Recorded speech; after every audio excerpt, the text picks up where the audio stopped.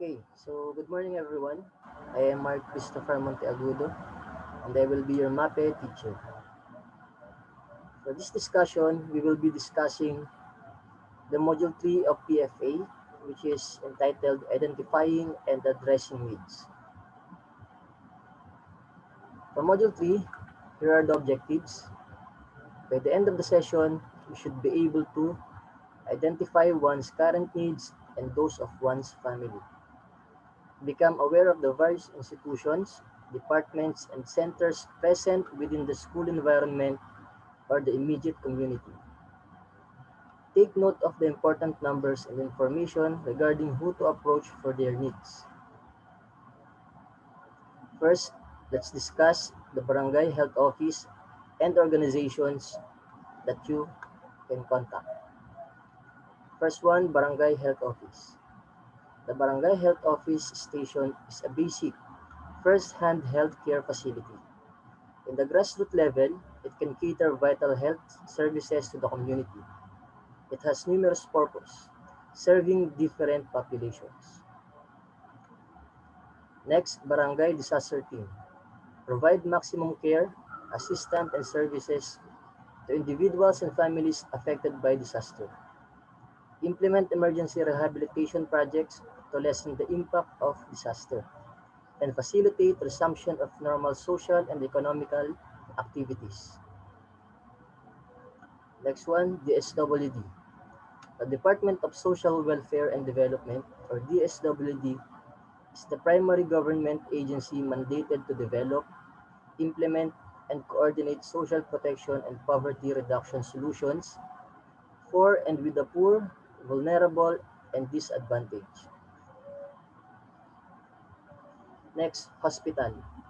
An institution that is built, staffed, and equipped for the diagnosis of disease, for the treatment, both medical and surgical, of the sick and the injured, and for their housing during this process.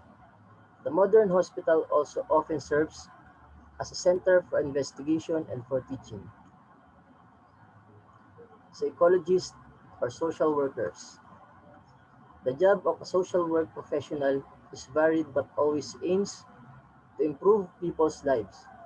Social workers aim to improve people's lives by helping with social and interpersonal difficulties, promoting human rights and well-being. Social workers protect children and adults with support needs from harm. COVID Screening Center.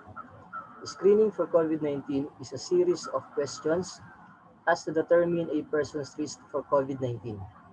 They include questions about symptoms being experienced, travel history in recent weeks, and exposure to someone who has been confirmed to have COVID-19. School. The main purpose of the school is to provide for the fullest possible development of each learner for living morally, creatively, and productively in a democratic society.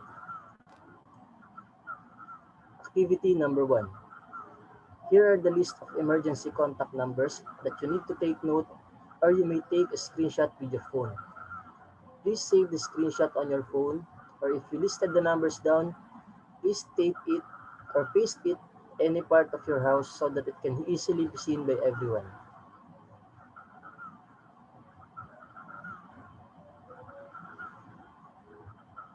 Activity number 2. Take a look at the common needs of survivors after a disaster or pandemic. Do you think it is complete? What other needs should be on the list? Take a look at this list of needs of people during a pandemic and how to access them. List of common needs of survivors after disaster or pandemic. We have general, food and water, family goods, fuel, and shelter. List of common needs during a pandemic and how to access them. We have relief goods.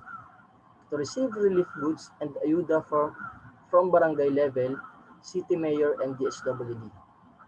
Selling of product and goods. Is your family involved in selling some products or goods? They too need to get permits to travel and to sell their basic goods and commodities. Go to your barangay center to issue the permit. Transportation within your area. If you need to travel within your area or vicinity, go to your barangay center and ask for permission to go to a grocery store, marketplace, supermarket, or pharmacy store. A quarantine pass is issued by your barangay. Wearing face mask and face shield is always needed. Transportation outside your city or municipality.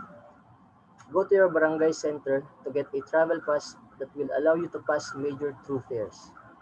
Make sure you are COVID free and make sure you also wear your face mask and they also provide you with vehicles. Cash Assistance or Social Amelioration Program or SAP. The DSWD releases cash amounts in three tranches to poor but deserving families. Contact your local DSWD.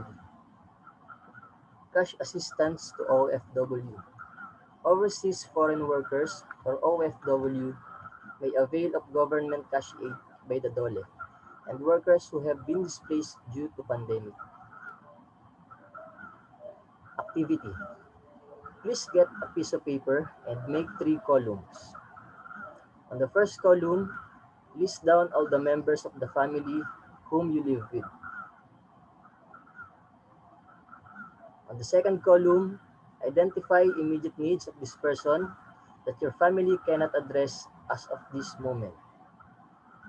On the third column, identify where you can refer this person to or who you can approach in order to ask for help regarding the needs of this person. If you do not know anyone who can help the person, just leave it blank first. So, sa first column, you're going to write down your family members na kasama nyo sa bahay, relatives or friends. And then second column, what are their current needs or immediate needs? Bawat isa, ilalagay nyo po.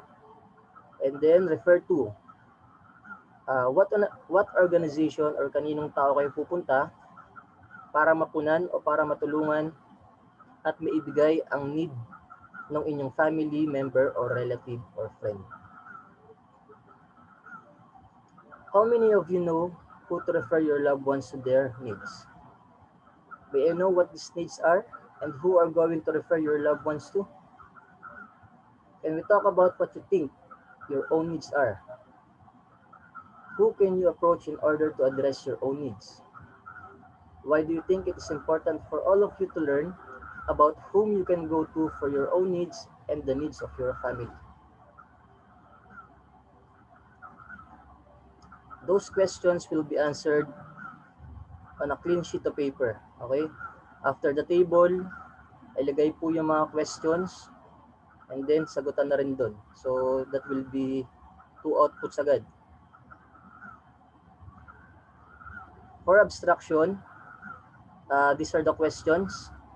Can some of you share with us stories that show how at times even these linkages cannot do their responsibilities efficiently? What do you think these groups had a hard time? Can you also tell some great or good stories about how other groups were able to help you very well? Application. Now that you know how to link, can you tell me how you will apply this new knowledge to your life right now? So these questions will be answered also in a piece of paper. After nung table and then mga questions, write the abstraction. Then after abstraction, write the questions. And then application, write also the question and answer. Okay, so thank you for listening and stay at home, stay safe, spread love and positivity.